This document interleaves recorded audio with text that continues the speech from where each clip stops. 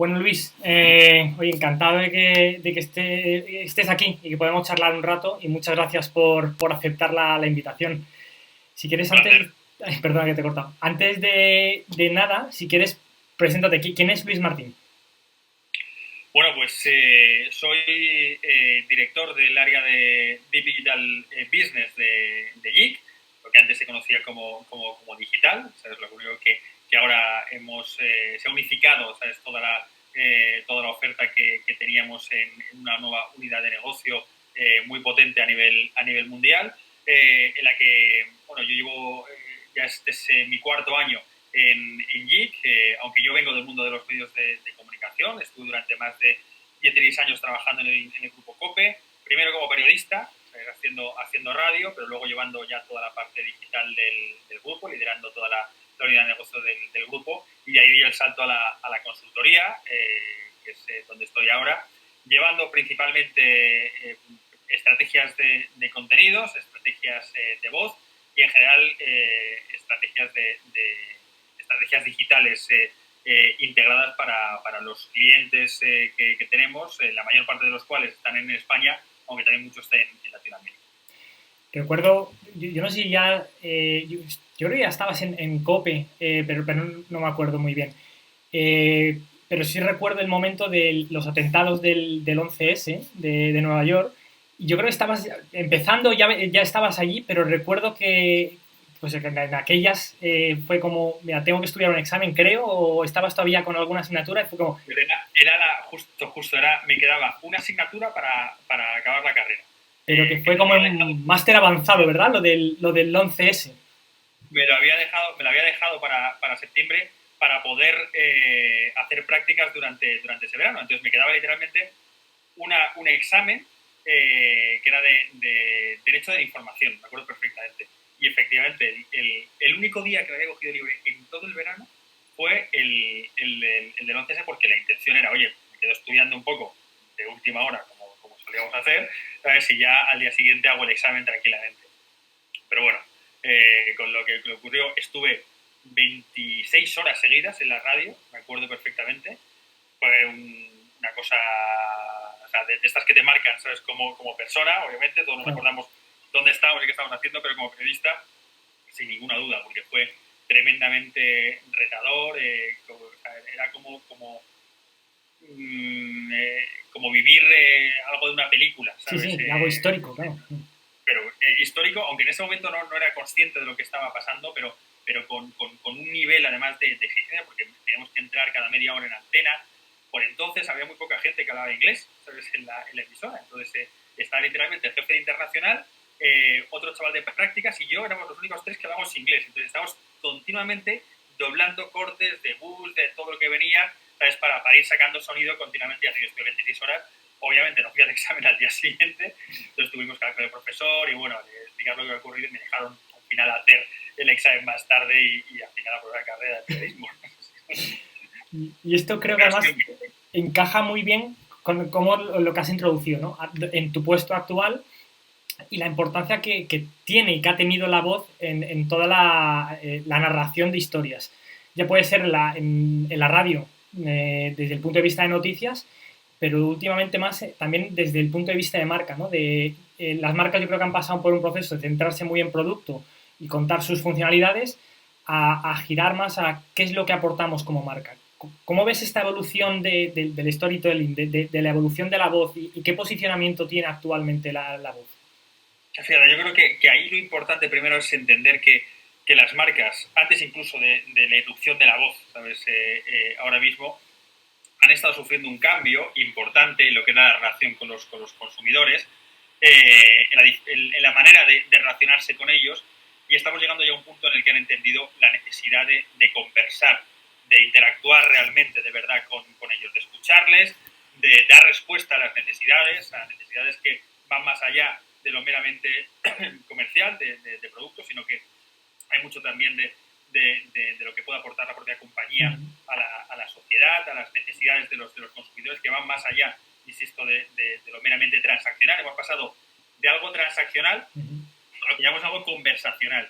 Y la voz ahí, pues claro, tiene una importancia absoluta, porque no hay nada más natural para comunicarnos que la voz, que es lo que llevamos haciendo de manera natural desde que nacemos. Entonces, el trasladar esa manera de comunicarnos a la propia relación entre marcas y consumidores era algo absolutamente natural y que tenía que ocurrir.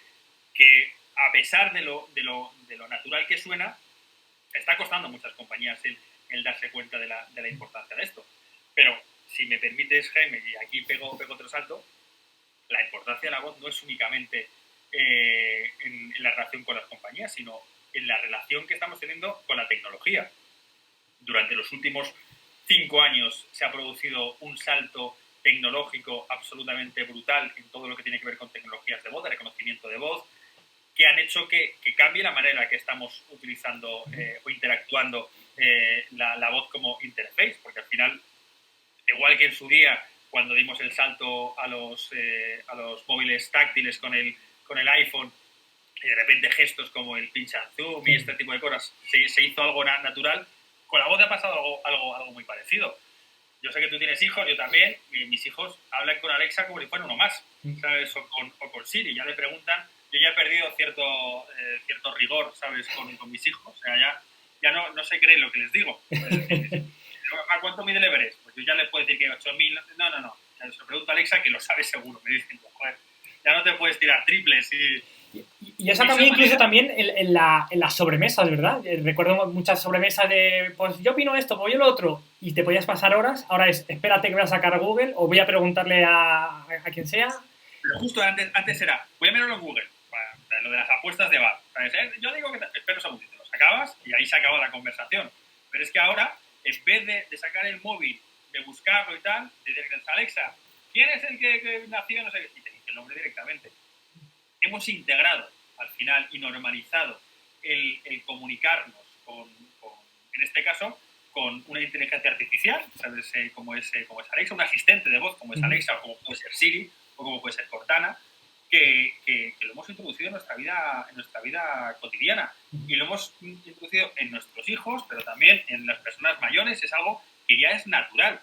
Y precisamente por eso, porque se ha convertido en algo muy orgánico, las empresas, las compañías se han dado cuenta que tienen que aprovechar esa manera también de interactuar a través de la voz, igual que lo estamos haciendo en nuestra vida habitual. Incluso, fíjate, yo creo que, no sé si es ciencia ficción o no, pero Tesla, ¿no? Que siempre es el ejemplo que sale, y están trabajando en el coche autónomo, podemos llegar a conducir el coche con la voz directamente, o sea, sin accionar nada, o sea, que podemos llegar incluso a esos niveles. Sí, al final, si es lo que te decía, de utilizar la voz como interface. Al final, no hay nada más, especialmente si tienes manos ocupadas. Al final, los espacios donde la voz tiene un mayor crecimiento es en el coche, porque al final estamos cautivos, ¿sabes? Estamos primero porque en el trayecto, o cuando podíamos ir al trabajo, en el trayecto del trabajo, tenemos al final entre media hora, 3/4 de hora en los que estabas encerrado en un habitáculo, y la única manera que tenías de consumir contenido era a través del audio, y la manera más natural de interactuar con él era también a través del audio. Tesla lo ha llevado al siguiente nivel, obviamente, ya permitiendo que conduzcas literalmente a través de la voz, pero es que la cocina pasa exactamente igual. Cuando estamos ocupados, pues es uno de los sitios donde más sentido tiene utilizar un asistente de voz. Pero es que lo vamos a tener prácticamente en cualquier sitio. Al final lo tienes en el reloj, lo llevas en el móvil, el Always On, que tiene muchos asistentes que directamente te están escuchando, ¿sabes? Si lo permites. Y al final para lo que tiene que servir es para facilitarte la vida, no para hacerte la más complicada. Y Tesla al final, si algo ha sabido hacer siempre, es utilizar la tecnología para hacer más fácil, ¿sabes? Muchas de las tareas habituales, en este caso con el coche, así que tenía todo el sentido que lo hiciera. ¿Cómo estáis afrontando vosotros? Porque entiendo que esas preguntas os tienen que llegar de clientes, ¿no? En el momento que estáis hablando de estrategias de voz y cuando lo llevamos más hasta el terreno, todo el tema de privacidad, porque es verdad que hasta ha habido un montón de casos, ¿no? De que los asistentes personales, los Google, Alexa y demás, grababan conversaciones que luego eran analizadas por estas organizaciones. ¿Qué retos veis aquí o cómo estáis afrontando todo ese tipo de preguntas por parte de vuestros clientes en cuanto a privacidad? al final eso es un problema de transparencia. Es un problema de transparencia que afecta a todas las compañías. Al final el uso de los datos que estamos generando en nuestra relación normal con las compañías, porque no es solo a través de la voz, es a través de la utilización de cualquier aplicación de nuestro banco, de una gasolinera, de cualquier aplicación que utilizamos está dejando rastros, está dejando datos, nuestra propia navegación. Entonces, al final, y esto es una conversación, yo creo que ya a esto, ¿sabes? Que da para otra charla exclusiva, pero hemos normalizado el hecho de ceder nuestros datos a cambio de recibir algo a cambio. La clave de esto está en que seamos conscientes de qué es exactamente lo que estamos dando, de qué es exactamente lo que la compañía a la que se lo estamos cediendo está haciendo con nuestros datos, si está comerciando con ellos, si lo está utilizando para otros fines que no son para los que hemos dado permiso explícitamente. Pero si está todo eso claro, al final yo no veo que tenga que haber un problema. Al final es un acuerdo tácito entre las dos partes en la que tú cedes parte de tus datos para recibir algo a cambio. Yo creo que es algo que hemos normalizado, que es verdad que se han producido ciertos abusos, pero esto pasa siempre. Yo creo que es algo normal hasta que se encuentra un equilibrio entre las dos cosas. Pero para entrenar un asistente de voz le hace falta input de voz, entonces tiene que escuchar. Al final lo que tiene que entender la gente es que no le interesa lo que está diciendo Luis Martín, ¿sabes? Si no me está escuchando mis conversaciones con mi mujer, porque eso no le interesa a Amazon ni le interesa a Apple, lo que le interesa es la manera en la que hablo, la cadencia de irse, incluso si se puede saber si estoy enfadado o no estoy enfadado, ese tipo de cosas que pueden servir luego para dar un mejor servicio. Yo, desde mi punto de vista, lo acepto y lo admito, soy consciente de lo que estoy dando a cambio, pero también soy consciente de lo que recibo. Claro. Oye, dando un paso atrás, porque sé que insistes mucho en no meter, aunque las primeras conversaciones, entiendo, con vuestros clientes no sean a nivel táctico, sino elevarlo a un nivel más estratégico. ¿Qué relación tiene esto, por ejemplo, con el manual de identidad, ¿no? Un manual de identidad que pueda tener cualquier empresa de imagen corporativa, entiendo que ha tenido que ajustarse, por ejemplo, a toda la parte de estrategia de voz. ¿Y cuál va a ser un poco la estrategia de voz dentro de este manual de identidad? ¿Cómo se relaciona? ¿Cómo lo estáis gestionando? Lo ideal es que no sé que se ajustase, sino que se tuviera que rehacer en parte. O sea, todos entendemos la importancia, por ejemplo, por ponerte un ejemplo concreto, del logo de una empresa. Y el cambio de un logo, lo que supone en todos los aspectos. Y el proceso que hay detrás para un cambio de logo. Bueno, pues tenemos que entender que la voz de una compañía, no puede surgir tampoco de la nada.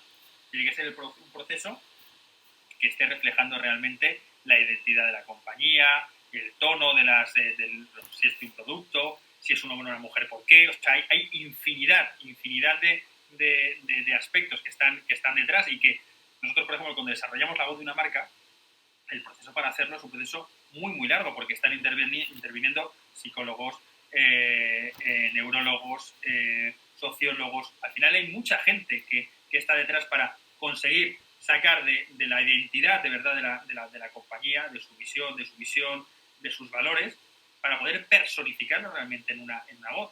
Porque en una voz, me vuelvo otra vez atrás cuando hablamos de la importancia de la relación, ¿sabes? De la voz entre las marcas y las personas y los consumidores.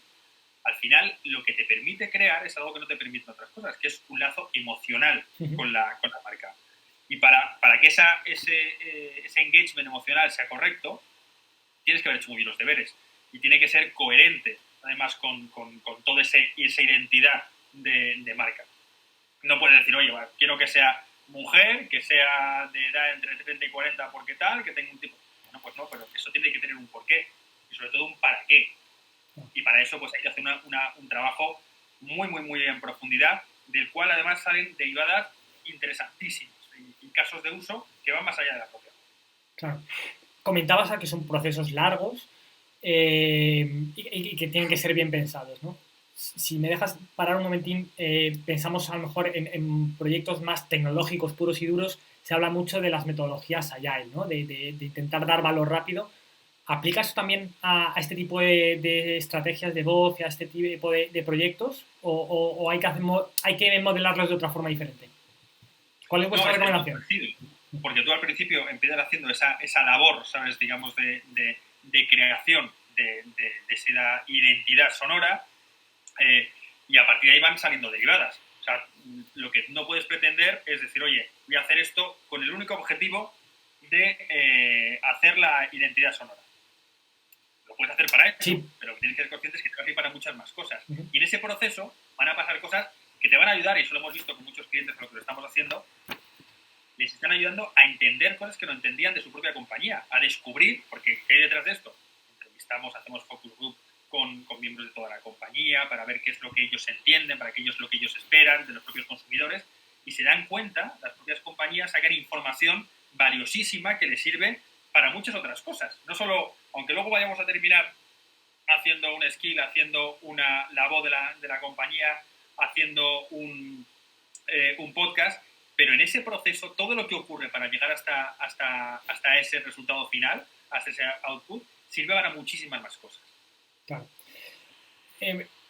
¿Cuál crees que pueden ser los mayores retos incluso las mayores barreras que puede tener una empresa a la hora de aproximarse a un cambio de ese estilo, ¿no? De decir, oye, lo que estaba haciendo no me sirve, quiero empezar a meter temas de voz, una estrategia de voz más consolidada.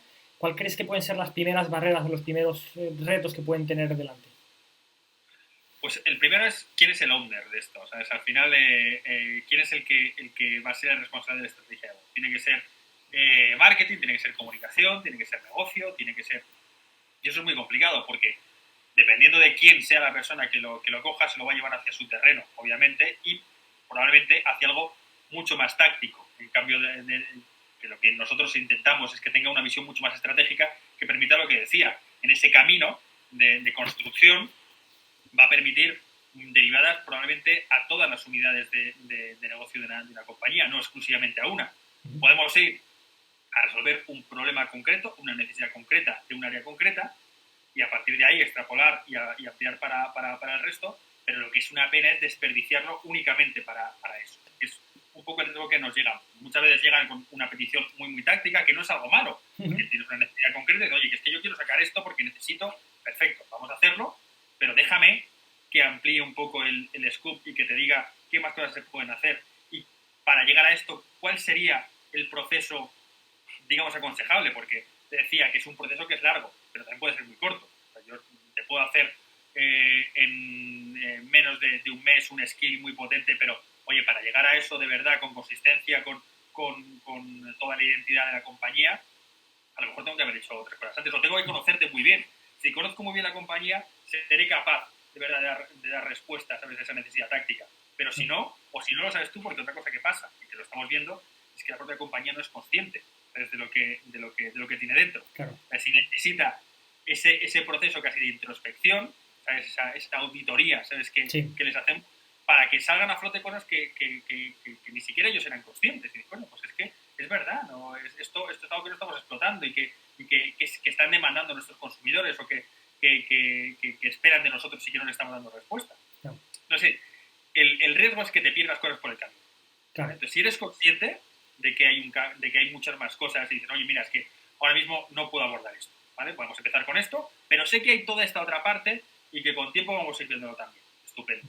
El peligro es que te dejes o que te centres únicamente en una cosa, obviando todo lo demás de una manera consciente. Claro. Ese es el mayor peligro. Sí, entiendo que el momento que te centras en una cosa muy táctica de un solo área, estás además evitando que estén alineadas todas las áreas de negocio frente a la misma estrategia, con lo cual empiezan a haber más problemas, incluso puedes generar más problemas a futuro. Eso al final, y bueno, tú lo sabes bien, lo que deriva al final es en la aparición de Frankenstein, ¿sabes? Que es ¿Y quién arregla eso luego? Efectivamente, al final pues cada uno, pues uno con un brazo de un color, de un tamaño, la piel, y eso al final, ¿qué es lo que ocurre? Pues que cuando se pone a andar, pues normalmente suele caer. Entonces, si no tiene esa armonía de verdad estratégica que permite que vaya todo en la misma dirección, que vaya todo con el mismo sentido, con las mismas bases, pues vamos a tener un problema de eficiencia, clarísimamente, pero luego de consistencia y sobre todo de sostenibilidad, porque no va a ser sostenible en el tiempo. Claro. Entiendo que además esto debería ir bastante unido a cuál es la estrategia de marca en general. Es decir, estoy pensando en conglomerados empresariales en los que a lo mejor cada unidad de negocio tenga su marca, un Procter Gamble o cosas de estas, que es una estrategia de marca muy diferente a marcas monolíticas, ¿no? Entiendo que tenéis que entender también muy bien cuál es el conjunto o el campo de juego en el que vais a actuar y cuál es la estrategia de marca para poder ir adaptando ese tipo de iniciativas, ¿verdad?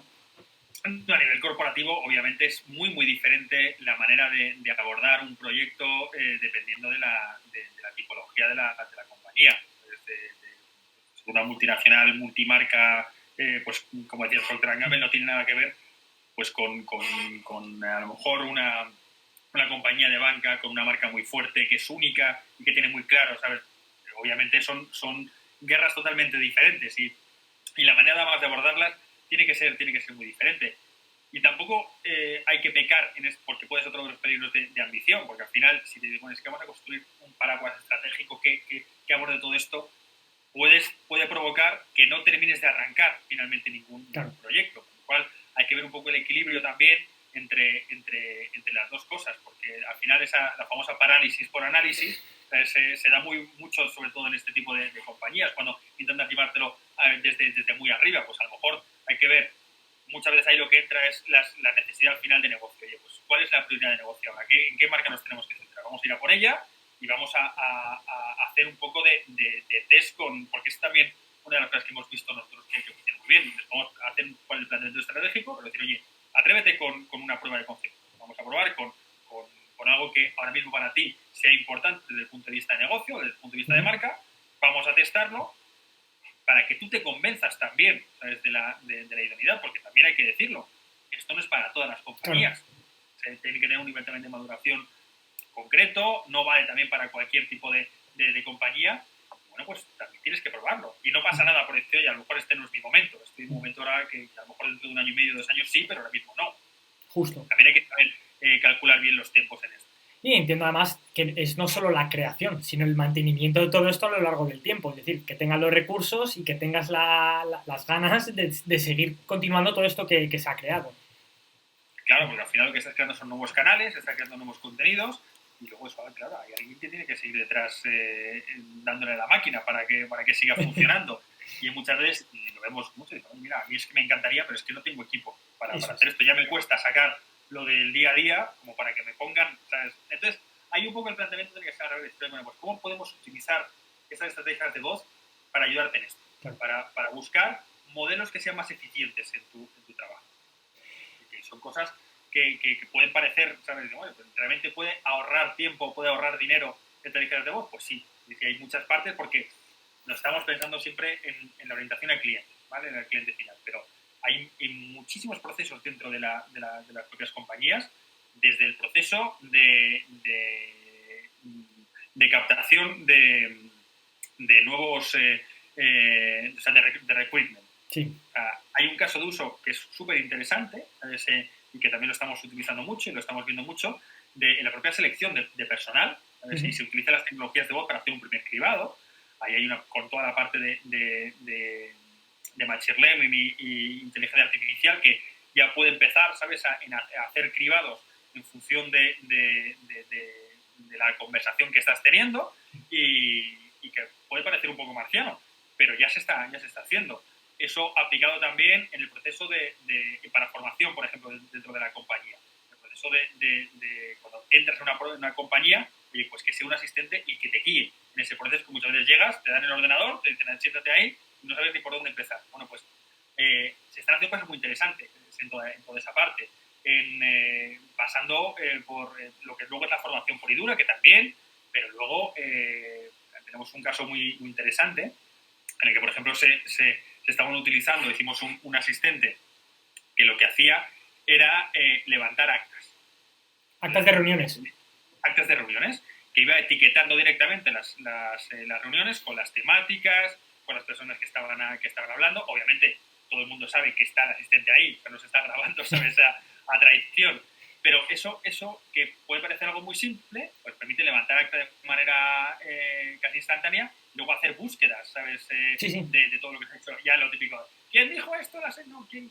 No, espérate, no, fue en no sé qué, no sé cuántos, el día tal, y no sé, y hacer búsquedas por temáticas, ese tipo de cosas que a lo mejor no se te ocurría, no se te ocurre que puedes estar una parte de estrategia de voz detrás, pero hace que se ahorre muchísimo tiempo. Totalmente. Y en call centers, pues no, te imaginas, bueno, sí te imaginas perfectamente también todo lo que puede haber ahí, toda la parte de biometría de voz, de reconocimiento.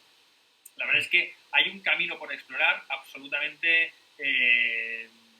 brutal en términos de eficiencia, en términos de ahorro y en términos de cambio en la manera que vamos a interactuar realmente con nuestra propia compañía, ya no digo entre los consumidores y las marcas, sino dentro de nuestra propia compañía, ¿sabes? Y los procesos normales, ¿sabes? que tenemos. Por bajar, o no por bajar, pero por entender todos los elementos tácticos que pueden entrar a jugar en una estrategia de este estilo. Hemos mencionado algunos, ¿no? Creo que has mencionado temas de los asistentes inteligentes. Hemos hablado de la radio inicialmente, o temas a lo mejor más por cómo puede ser un podcast. Se está incluso hablando últimamente, ¿no? de Clubhouse. ¿Qué otros elementos tácticos estáis incluyendo en este tipo de estrategias o con los que estáis trabajando últimamente? ¿Hay alguno que me he saltado o más o menos es esto? Pues o sea, ahí tienes más o menos todo, ¿sabes? Es muy importante también la parte de la voz de la compañía, ¿sabes? Sí. Estamos haciendo proyectos muy interesantes, ¿sabes? También al respecto para hacer la voz, ¿sabes? Porque la voz del Santander, no trabajamos con él, pero tiene que ser de una manera, o de BMW, o Sí. la voz de Coca-Cola. Bueno, pues detrás de eso hay muchísimo trabajo, como decía, ¿sabes? Para ver cómo es esta voz y ver cómo se va a utilizar, porque tú la puedes tener, bueno, ¿y ahora qué voy a hacer con ella? Claro. ¿Cómo la vas a utilizar? Y luego, todo lo que tiene que ver, como decías, con los contenidos puros de audio, toda la parte de podcast que está teniendo un crecimiento brutal, pero brutal, que nosotros intentamos también darle un sentido más estratégico, de posicionamiento. Oye, pues, cuando me quiero hacer un podcast, eso no es un fin en sí mismo. ¿Sabes? Hacer un ¿Por podcast, qué? ¿para qué? Vamos a ver para qué es lo que queremos conseguir con esto. No, pero es que lo tiene la competencia. Bueno, pues vamos a aprovechar, ¿sabes? Que quieres hacerlo para hacerlo bien. Y plantear, como digo, desde un punto de vista estratégico, cuáles son las temáticas en las que nos queremos posicionar, las comunidades con las que queremos interactuar, en los territorios de conversación en los que queremos de verdad hacernos fuerte, para aportar de verdad valor. Porque si no, al final, pues es un contenido más que se echa dentro de ahí al mix, pero que todo depende, y vuelvo otra vez a la pregunta que me hacías, de a quién lo estamos dirigiendo. ¿Sabes? Hay una parte antes de esto que es que nosotros hablamos siempre del análisis de los stakeholders. Cuando yo tengo que pensar desde el punto de vista de comunicación, pues nosotros somos una empresa que nos dedicamos a la comunicación. Oye, ¿cómo me voy a dirigir a mis diferentes stakeholders? ¿Cuál es la manera que tengo de impactar en ellos? De generar confianza, de generar negocio. Pues obviamente, no es lo mismo con mis accionistas, que con mis consumidores, que con mis empleados, que para cada uno de ellos tendré que utilizar, o con los periodistas, sí. para cada uno de ellos tendré que utilizar un lenguaje, unos canales, unos contenidos diferentes, dentro de esos contenidos unas keywords diferentes. De ese conocimiento profundo de cada uno de ellos es lo que me va a permitir al final decir, a este es al que le tengo que tirar con el podcast, y para este vamos a hacer el podcast, pero para este otro vamos a hacer con el blog es suficiente. Para este tenemos que atacar directamente por WhatsApp. A este otro tenemos que ir por la newsletter. Este es one-to-one, porque sabemos que solo funciona, y eso pasa por un análisis en profundidad, por una auditoría que hacemos nosotros, ¿sabes? En profundidad de los stakeholders, y que nos permite el ver el customer journey, al final, no del cliente, sino también de nuestros stakeholders, que es importantísimo, porque al final muchas compañías están habituadas a comunicar de una manera monolítica, de una manera homogénea a todos sus públicos. No es así. Tienes que darles lo que necesitan, en el momento que necesitan, en el lenguaje que necesitan, a través del canal que es importante para ser relevante en ese momento. Si ya termina ese trabajo, lo que sale al final ahí, el output, casi es lo de menos. Me da igual que sea un podcast, me da igual que sea un vídeo, me da igual que sea una entrevista, me da igual que sea una web. Al final lo que he conseguido es saber dónde estás y cogerte en el momento concreto, y luego hacer que esto sea algo recurrente, porque de nada me sirve el hacer un impacto, como hablan desde el punto de vista de la publicidad, yo no quiero hacer impactos, ¿sabes? Yo lo que quiero es tener relaciones, ¿sabes? Y que sea algo duradero, ¿sabes? Y que pueda seguir estando contigo, pueda seguir conversando contigo, pueda conocer más sobre ti, conocer qué es lo que esperas de mí, que también es importante, porque como y vuelvo otra vez atrás y me estoy yendo por los cerros de Úbeda, pero al final el cliente, los consumidores solo están buscando algo más. No les vale únicamente que el producto sea bueno, si sea barato. Están pidiendo que la compañía sea coherente con unos valores concretos, que cumpla con unas exigencias de transparencia, y para eso tienes que tener un conocimiento profundo de verdad de lo que están haciendo. Hemos pasado ya, y yo creo que eso ya acabó para siempre, de estar en la atalaya, que era muy de los medios de comunicación, Sí. de pensar que sabemos qué es lo que quieren los públicos. No.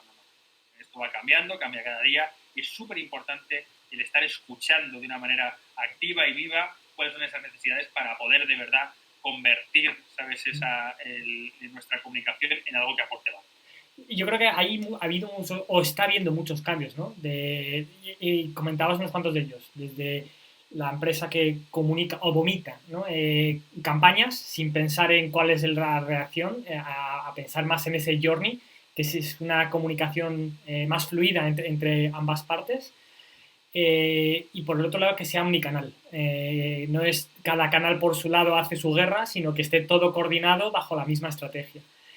Y la última que comentabas es quiero tener una relación con esta empresa. No quiero comprar un producto y olvidarme, sino tener esa relación. Y en este punto te quería preguntar, y uniendo con el tema de los elementos tácticos, por lo que estaba entendiendo, y aquí quiero que nos des una visión estratégica y táctica sobre el tema de Clubhouse, porque entiendo que lo están utilizando muchas marcas para dar contenido, no patrocinado, pero bueno, dar contenido relevante sobre qué soluciones pueden traer. Puede ser o no conversacional, pero quiero que nos cuentes, bueno, primero, ¿qué es y cómo lo veis vosotros? Bueno, el Clubhouse es una oportunidad, ¿sabes?, de entrada, ¿sabes? Ahora mismo, ¿sabes?, yo escribí hace unas semanas un artículo que lo llamaba como la fiebre del oro, ¿sabes?, porque estamos en un momento muy parecido ahora, ¿sabes? Sí. Se sabe que hay algo de valor, pero no sabemos exactamente cómo sacarlo. Lo que sí que está claro es que es una oportunidad porque Clubhouse nació hace un año aproximadamente, ¿sabes?, porque se hizo por abril del 20, el primer confinamiento, y era una red social cerrada, además únicamente para usuarios de iOS, de Apple, que partía de una premisa tan básica como la generación de salas en las que solo se podía hablar y escuchar, únicamente. Tú cuando te metes, tú lo único que puedes hacer es meterte en una sala y escuchar. Y si te invitan, hablar también. Algo tan sencillo y a la vez tan revolucionario dentro de todos los impactos que tenemos continuamente y del ruido brutal que tenemos en redes sociales como esto.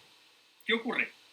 Que al final, el tener un espacio en el que se pueda hablar, de una manera medianamente sosegada, medianamente controlada, en la que conoces con quién estás hablando, que es un entorno seguro, porque no se graba a priori, aunque luego si quieres te contaré, porque ya sí se está haciendo, no se graban los contenidos de las conversaciones.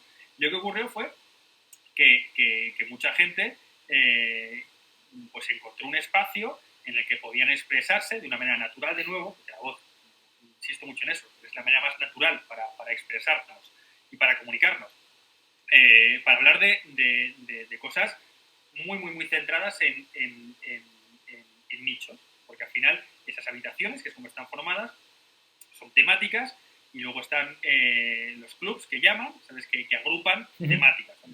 Yo me suscribo a marketing, me suscribo a cocina, me suscribo a aprender otros idiomas. Y lo que entro en conversaciones con personas que están buscando exactamente lo mismo que yo. Esto que surgió en Estados Unidos y que poco a poco fue abriéndose a otros países, porque era a través de invitaciones, en una lista de espera, creo que tardaba bastante.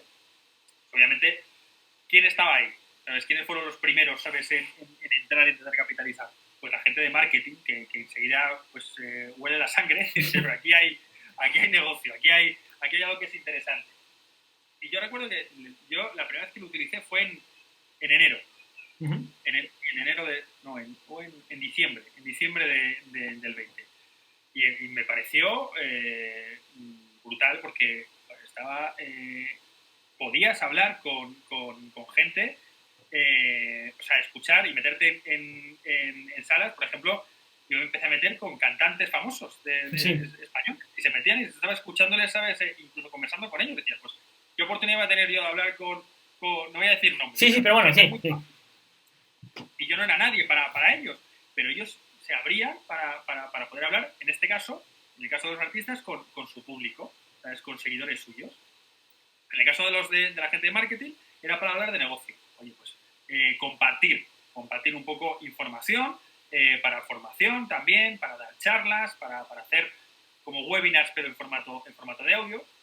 Y al final se está creando, o se iba creando un ecosistema bastante natural, en el cual incluso empezaron a surgir también, porque los siguientes en oler la sangre ahí fueron los periodistas, decir, oye, es que aquí hay conversaciones de valor, porque de repente cogía y Elon Musk se metía en Clubhouse y estaba por 1 hora y media hablando allí sin filtros, claro. ¿sabes? Diciendo de todo. Entonces, claro, en cuanto la gente se empezó a dar cuenta, empezaba a sacar noticias de lo que decía Elon Musk aquí dentro. O otros muchos, ¿sabes? De gente de Silicon Valley que fueron, pues, que empezaron a utilizar la aplicación. Entonces, al final, lo que se va produciendo ahí es una conversación de mucho valor en entorno, como te decía, seguro, que las marcas están intentando capitalizar. Pero el problema es que esto es one-to-one. Al final, tú entras como Jaime, yo entro como Luis, pero no tiene sentido que yo entre como Geek, por ejemplo, con mi compañía. No. Yo puedo entrar como Luis Martín en nombre de Geek. Y de hecho, hay mucha gente que está intentando, y se ha creado los perfiles de compañía. Pero la compañía todavía no tiene una voz. Eso es lo que estaba hablando antes. Ya llegaremos a eso, ¿sabes? A que sean capaces de tener su voz propia. Entonces, es todavía complicado ver cómo se capitaliza eso desde el punto de vista de las compañías. Lo que sí que estamos viendo es que a través de la creación de esos espacios seguros, de esos espacios de patrocinio, por ejemplo, o sea, yo puedo ser una marca y crear una sala en la que se charle y en la que traiga personajes relevantes para hablar de una temática a la que yo me quiero posicionar. Entonces, yo soy una gran compañía de energía y y para hablar sobre el futuro de la energía me traigo a los 4 tíos que más saben de esto. Oye, pues si a mí me interesa el tema, me voy a meter, ahí lo voy a escuchar. Dirá, esta conversación te la trae un modelo de patrocinio. Al final, esto que está haciendo Clubhouse, ya Twitter con Twitter Space lo está haciendo también, Facebook está también con lo suyo, es algo que está todo el mundo metiéndose. Vamos a ver si se queda de verdad en la burbuja o no. Claro. Tiene un problema, que es que todavía no está abierta Android. Entonces, ahora mismo tiene un sesgo muy importante. Sobre todo en Europa. Efectivamente, ¿sabes? Y luego por países, además, es muy diferente la penetración que tiene, ¿sabes? Hay mucho más gente en Latinoamérica y España, hay todavía muchas barreras por romper. Pero la primera es que abra Android y que sea una aplicación abierta. Mientras no haga eso va a ser complicado, pero ya están viendo la manera de monetizar los contenidos. Claro. Muchas radios están utilizando Clubhouse como un canal más para interactuar con sus oyentes. Entonces, tanto la SER, o sea, programas de la SER como programas de la COPE, por ejemplo, el programa de Carlos Herrera, los fósforos, por ejemplo, los han hecho también a través de Clubhouse. Claro. Directamente lo enchufaban y pues, mira, creo un nuevo canal, de audio, efectivamente, para hacerlo. Pero al final esto lo que pone de relieve, volviendo también a lo de los podcasts, es el boom del audio. Entonces, cada vez hay más gente que quiere consumir audio, que quiere producir audio, y lo que es importante es ponerle un poco de cabeza a esto. Claro. Es que ahora mismo todo el mundo... A mí me recuerda esto al 2008 con la aparición del iPhone y todo el mundo quería hacer una aplicación. ¿Quiero hacer una aplicación? ¿Qué haga? Pues no sé. Pero una... La que sonaba como si fuera un sable láser, que se tiraba pedos, o sea, cosas que eran un poco absurdas, ¿sabes? Pero se buscaba un poco... Ser el primero. De la tecnología primero, ¿sabes? Que esto está pasando mucho también con las skills, para luego ya ir empezando a madurar para aportar de verdad valor, ¿sabes? Al consumidor. Y estamos en un proceso muy parecido al del ensayo y error, de probar, de jugar, un poco de descubrimiento, que probablemente en 1 año, 2 años, ya termine de asentarse y que lleguemos a ver lo que va a ser el producto final. ¿Sabes? Esto que estamos viendo ahora son experimentos, desde mi punto de vista. ¿crees entonces, por ejemplo, y no hablo de Clubhouse, hablo en general, ¿crees que el tema de la voz esté a lo mejor democratizando más el acceso a cierto tipo de información? Y estoy pensando en ciertos segmentos de población que a lo mejor son vulnerables porque no han tenido acceso o se les ha ignorado, ¿no? Estoy pensando personas ciegas que a lo mejor a través de información visual pues no pueden acceder, pero sin embargo la voz puede ser muy potente para ellos, o incluso lo que comentabas antes, ¿no? Que ciertos cantantes o ciertas personalidades puedas charlar directamente con ellas, con lo cual pueda llegar a segmentos de población que hayan sido vulnerables. O sea, ¿crees que puede ir por ahí también los tiros? Es una de las derivadas claves porque al final la voz rompe barreras, ¿sabes? Y sirve para romper esas barreras. En el caso que decías en concreto de gente que tiene una discapacidad auditiva o visual y que le puede, o sea, auditiva me refiero, ellos no tienen el problema para poder ver una web, pero la gente que no puede ver ahora lo puede escuchar. Y claro, ya se hacía de una manera, porque había herramientas para sí, hacerlo, pero era una manera un poco artificial, con una voz robótica que no generaba absolutamente ningún tipo de confianza.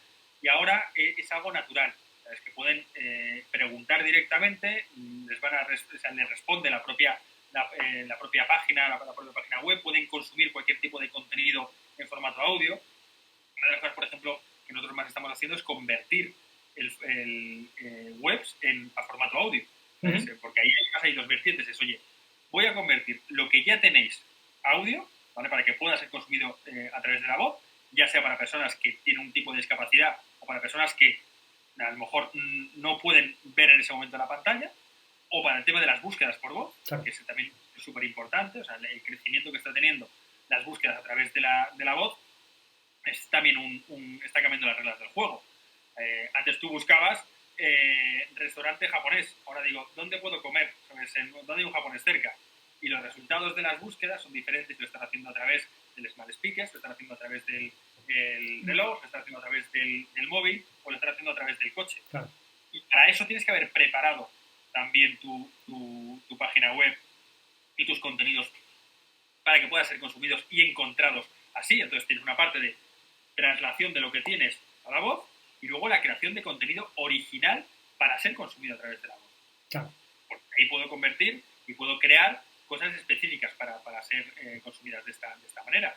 Pues obviamente, para la gente que tiene una discapacidad, pues va a ser una barrera, pero para gente que a lo mejor no era capaz de encontrar en la información por un tema de arquitectura, por un tema de, oye, pues no lo van a poder hacer.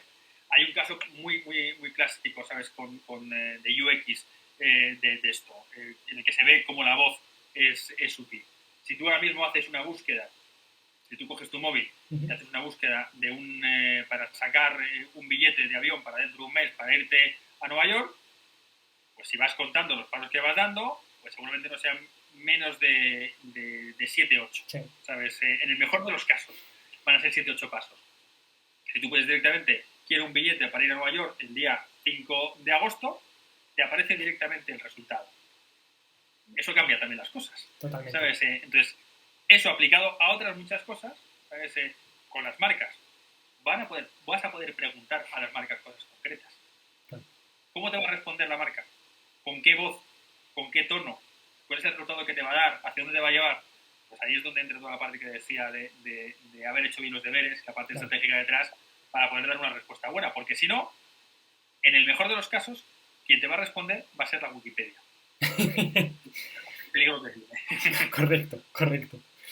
Oye, por empezar ya a cerrar, que ya te he molestado suficiente, y enlazando con la última entrevista que tuvimos con Chema Terol, presidente de Magda, le lancé una pregunta, la última, ¿qué inquietudes tienes tú, ¿no? ¿Qué pregunta te gustaría lanzar al siguiente que se sentara aquí?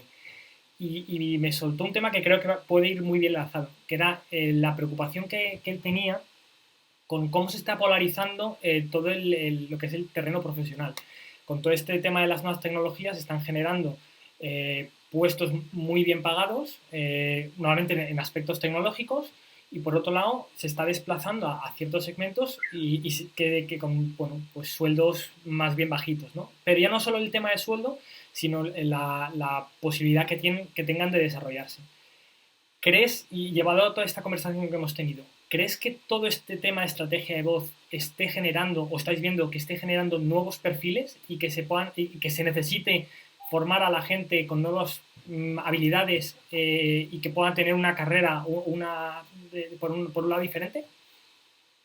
Pues detrás de todo esto, lo que está es inteligencia artificial, machine learning, o sea, procesamiento de lenguaje natural. Yo creo que ahora mismo, o sea, ahí es donde hay que poner las fichas.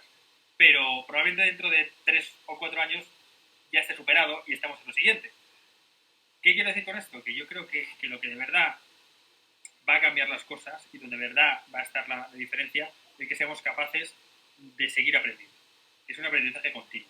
O sea, lo que yo creo que no tiene sentido es decir, yo voy a estudiar para hacer tuercas, llevándome a una... Bien. Eso ya no sirve, ni para ser consultor de comunicación de no sé qué.